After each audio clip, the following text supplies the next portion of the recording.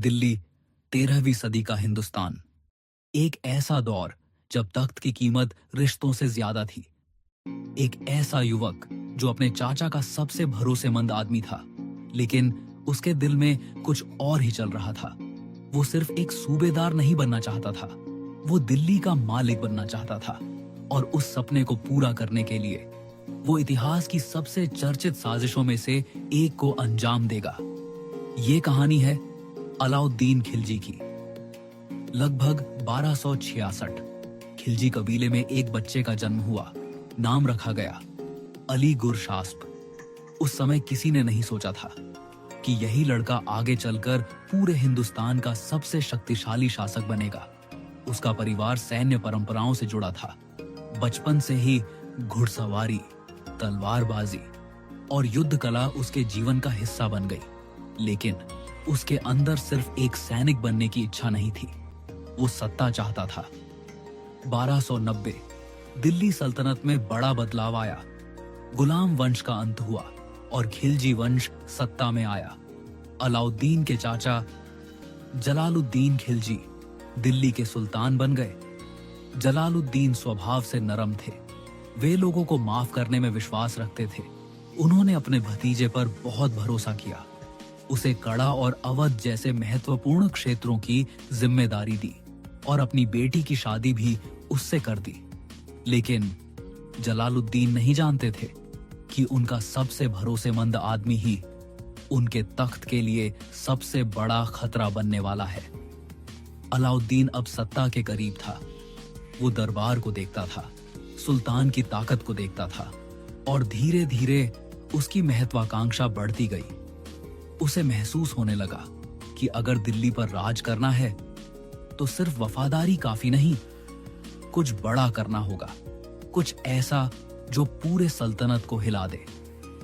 1294 दक्षिण भारत का देवगिरी राज्य, आज का महाराष्ट्र, यह राज्य अपनी समृद्धि के लिए प्रसिद्ध था। अलाउद्दीन ने चाचा से सीमित अनुमति ली, लेकिन उसके मन में योजना कुछ और थी। वह तेज गति से सेना लेकर देवगिरी पहुंच गया। राजा रामचंद्र इस हमले के लिए तैयार नहीं थे। कुछ ही समय में देवगिरी झुक गया। फिर शुरू हुई दौलत की बरसात। सोना, चांदी, रत्न, खजाने, हजारों घोड़े, अनगिनत संपत्ति, इतना धन कि किसी भी महत्वाकांक्षी व्यक्ति का सपना पूरा हो सकता था। देवगिरी से लौटने के बाद अलाउद्दीन पहले से कहीं ज्यादा शक्तिशाली हो चुका था। अब उसके पास धन था, सैनिक थे, समर्थक थे। बस एक चीज की कमी थी, दिल्ली का तख्त। और उस तख्त तक पहुंचने के रास्ते में सिर्फ एक व्यक्ति खड़ा था, उसका अपना चाचा सुल्तान जलालुद्दीन। 1296 कड़ा, गंगा नदी का किनारा। अलाउद्दीन ने संदेश भेजा कि वह अपनी जीत का जश्न सुल्तान के साथ मनाना चाहता है। जलालुद्दीन खुश हुए। उन्होंने सोचा उनका भतीजा वफादार है। वह बिना बड़ी सुरक्षा के मिलने पहुंच गए। दोनों गले मिले, लेकिन अचानक सब बदल गया। संकेत मिलते ही अलाउद्दीन के सैनिकों ने हमला कर दिया। कुछ ही क्षणों में दिल्ली का सुल्तान जमीन पर गिर चुका था और उसके साथ ही एक युग समाप्त हो गया। अब अलाउद्दीन ने खुद को सुल्तान घोषित कर दिया, लेकिन असली परीक्षा अब भी बाकी थी। दिल्ली पर कब्जा करना आसान नहीं था। उसने देवगिरी की दौलत का इस्तेमाल किया, सरदारों को अपने पक्ष में किया, नई सेना भर्ती की और धीरे धीरे दिल्ली की ओर बढ़ने लगा। कई विरोधी रास्ते से हट गए, कई उसके साथ जुड़ गए। धन और शक्ति दोनों उसके पक्ष में थे। अक्टूबर 1296 दिल्ली। अलाउद्दीन खिलजी ने आधिकारिक रूप से ताज पहन लिया। अब वो सिर्फ अली गुरशास्प नहीं था, अब वो था सुल्तान अलाउद्दीन खिलजी। लेकिन जिस तख्त को पाने के लिए उसने अपने चाचा की हत्या की थी, उसे बचाना उससे भी ज्यादा कठिन होने वाला था। उत्तर पश्चिम में मंगोल सेना सीमा पर खड़ी थी। राजस्थान के किले अब भी स्वतंत्र थे। गुजरात, चित्तौड़, रणथंभौर और दक्षिण भारत के समृद्ध राज्य अभी उसके अधीन नहीं थे। लेकिन अलाउद्दीन रुकने वाला नहीं था। 1296। दिल्ली का तख्त अब अलाउद्दीन खिलजी के हाथ में था, लेकिन ताज पहन लेना आसान था, उसे बचाना मुश्किल, क्योंकि उसके चारों तरफ दुश्मन थे। उत्तर पश्चिम से मंगोल, राजस्थान में राजपूत राज्य और दक्षिण भारत के समृद्ध साम्राज्य। लेकिन अलाउद्दीन सिर्फ दिल्ली का सुल्तान बनकर संतुष्ट नहीं था, वो ऐसा साम्राज्य बनाना चाहता था जिसका नाम पूरे हिंदुस्तान में गूंजे। उस समय मंगोल दुनिया की सबसे खतरनाक ताकत माने जाते थे। उन्होंने चीन, मध्य एशिया, फारस और कई बड़े साम्राज्यों को रौंद दिया था। उनकी सेनाएं जहां पहुंचती वहां तबाही छोड़ जाती। दिल्ली सल्तनत पर भी मंगोल लगातार नजर रखे हुए थे।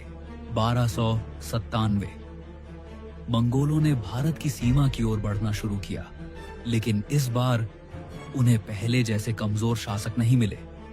अलाउद्दीन ने अपनी सेनाएं भेजी, भीषण युद्ध हुआ और मंगोलों को पीछे हटना पड़ा। लेकिन यह सिर्फ शुरुआत थी। अलाउद्दीन समझ चुका था कि अगर मंगोलों को रोकना है तो एक ऐसी सेना चाहिए जो पहले कभी ना देखी गई हो। उसने हजारों नए सैनिक भर्ती किए, घोड़ों पर सरकारी निशान लगवाए, सैनिकों का पूरा रिकॉर्ड तैयार करवाया ताकि कोई अधिकारी नकली सैनिक दिखाकर खजाना न लूट सके। धीरे धीरे दिल्ली सल्तनत की सेना उस दौर की सबसे शक्तिशाली सेनाओं में बदलने लगी। 1299 अब अलाउद्दीन की नजर गुजरात पर थी। उस समय गुजरात भारत के सबसे समृद्ध व्यापारिक क्षेत्रों में से एक था। अरब और फारस के व्यापारी यहां आते थे। बंदरगाहों पर धन की कोई कमी नहीं थी। अलाउद्दीन ने विशाल सेना भेजी। कई शहर उसके कब्जे में आ गए। मंदिरों, खजानों और व्यापारिक केंद्रों से भारी संपत्ति प्राप्त हुई। यहीं से एक युवक को बंदी बनाकर दिल्ली लाया गया। उसका नाम था मलिक काफूर।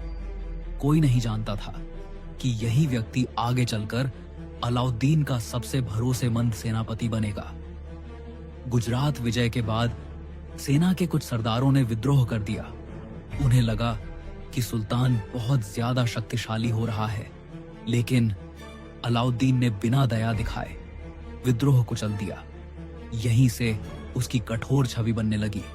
उसने तय कर लिया कि कोई भी व्यक्ति उसकी सत्ता को चुनौती नहीं देगा। 1301 राजस्थान, रणथंभौर का विशाल किला। राजा हमीर देव चौहान दिल्ली की सत्ता के सामने झुकने को तैयार नहीं थे। अलाउद्दीन ने किले को घेर लिया। महीनों तक युद्ध चलता रहा। दोनों पक्षों को भारी नुकसान हुआ। किले की ऊंची दीवारें और राजपूतों का साहस खिलजी सेना के लिए बड़ी चुनौती बन गया। लेकिन आखिरकार रणथंभौर पर दिल्ली सल्तनत का झंडा लहराया। यह अलाउद्दीन की सबसे महत्वपूर्ण जीतों में से एक थी। 1303 अब उसकी नजर थी चित्तौड़ पर, राजस्थान का सबसे प्रतिष्ठित किला, राजपूत सम्मान का प्रतीक। अलाउद्दीन की सेना ने चित्तौड़ को चारों तरफ से घेर लिया। कई महीनों तक संघर्ष चलता रहा। खाद्य सामग्री कम होने लगी। स्थिति कठिन होती गई। अंततः किला दिल्ली सल्तनत के कब्जे में आ गया। चित्तौड़ की इस लड़ाई ने इतिहास और लोक कथाओं में विशेष स्थान बना लिया। हालांकि इस युद्ध से जुड़ी कई लोकप्रिय कहानियों पर इतिहासकारों के अलग अलग मत हैं। इसी दौरान मंगोलों ने एक बार फिर हमला कर दिया। इस बार उनका लक्ष्य था सीधे दिल्ली। स्थिति बेहद गंभीर थी। अगर मंगोल सफल हो जाते तो पूरी सल्तनत खतरे में पड़ सकती थी। लेकिन अलाउद्दीन पीछे नहीं हटा। दिल्ली के आसपास भीषण युद्ध हुए और आखिरकार मंगोलों को पीछे हटना पड़ा। यह जीत बहुत महत्वपूर्ण थी क्योंकि दुनिया के कई बड़े शासक मंगोलों को रोक नहीं पाए थे, लेकिन दिल्ली सल्तनत टिक गई। अब उत्तर भारत काफी हद तक उसके नियंत्रण में था। मंगोल पीछे हट चुके थे। राजस्थान के बड़े किले जीत लिए गए थे। अब उसकी नजर दक्षिण भारत पर गई, जहां अपार धन था, शक्तिशाली राज्य थे और ऐसे खजाने जिनकी चर्चा पूरे एशिया में होती थी। 1308 अलाउद्दीन ने अपने सबसे भरोसेमंद सेनापति मलिक काफूर को दक्षिण भेजा। सबसे पहले देवगिरी को पूरी तरह अधीन किया गया। फिर सेना वारंगल पहुंची। काकतीय शासकों ने भारी कर और संपत्ति देने पर सहमति जताई। इसके बाद द्वारा समुद्र, फिर मदुरई, एक के बाद एक। दक्षिण के कई राज्य दिल्ली की शक्ति को स्वीकार करने लगे। दक्षिण से लौटते समय मलिक काफूर अपने साथ लाया सोना, चांदी, रत्न, हाथी, घोड़े और अनगिनत खजाने। इतनी संपत्ति कि दिल्ली के खजाने भर गए। अलाउद्दीन की शक्ति अब अपने चरम पर थी। उसका प्रभाव उत्तर से लेकर दक्षिण तक फैल चुका था। 1310 तक अलाउद्दीन खिलजी का साम्राज्य दिल्ली सल्तनत के इतिहास में सबसे शक्तिशाली चरणों में पहुंच चुका था।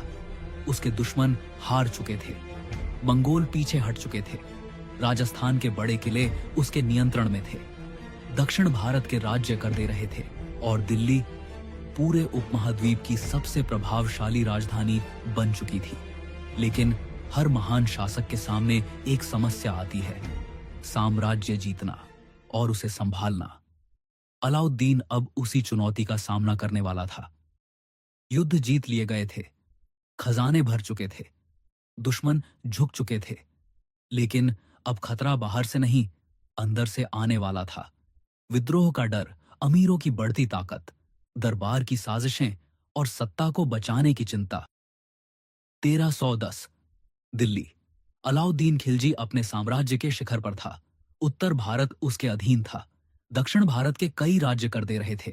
मंगोल बार बार हार चुके थे। खजाने सोने और चांदी से भरे पड़े थे। लेकिन इतिहास गवाह है कि सबसे बड़ा खतरा अक्सर बाहर से नहीं, अंदर से आता है। और अब अलाउद्दीन के सामने भी वही खतरा खड़ा था। पिछले कुछ वर्षों में अलाउद्दीन कई छोटे बड़े विद्रोह देख चुका था। कुछ सरदार उसकी बढ़ती शक्ति से नाराज थे, कुछ अमीर खुद सत्ता हासिल करना चाहते थे। सुल्तान समझ गया था कि अगर अमीरों और सरदारों को खुली छूट दी गई तो एक दिन वही लोग उसके खिलाफ खड़े हो जाएंगे। इसलिए उसने ऐसा फैसला लिया जो पहले किसी सुल्तान ने नहीं किया था। अलाउद्दीन ने अमीरों पर कड़ी निगरानी शुरू कर दी। शाही अनुमति के बिना बड़ी दावतें आयोजित करने पर रोक लगा दी गई। सरदारों के आपसी मेल जोल पर नजर रखी जाने लगी। शराब और नशे पर सख्ती बढ़ा दी गई, क्योंकि उसका मानना था कि विद्रोह अक्सर इन्हीं बैठकों में जन्म लेते हैं। धीरे धीरे दिल्ली के अमीर समझ गए कि अब सल्तनत में सिर्फ एक ही शक्ति है और वो है सुल्तान। अलाउद्दीन ने पूरे साम्राज्य में जासूसों का एक विशाल नेटवर्क बनाया। बाजारों में, सेना में, दरबार में, यहां तक कि अमीरों के घरों के आसपास भी उसके लोग मौजूद रहते थे। अगर कोई व्यक्ति सुल्तान के खिलाफ कुछ बोलता तो खबर जल्द ही दिल्ली पहुंच जाती। इस व्यवस्था ने कई संभावित विद्रोहों को जन्म लेने से पहले ही खत्म कर दिया, लेकिन इससे लोगों में डर भी बढ़ गया। अलाउद्दीन की सबसे प्रसिद्ध नीतियों में से एक थी बाजार नियंत्रण व्यवस्था। उसकी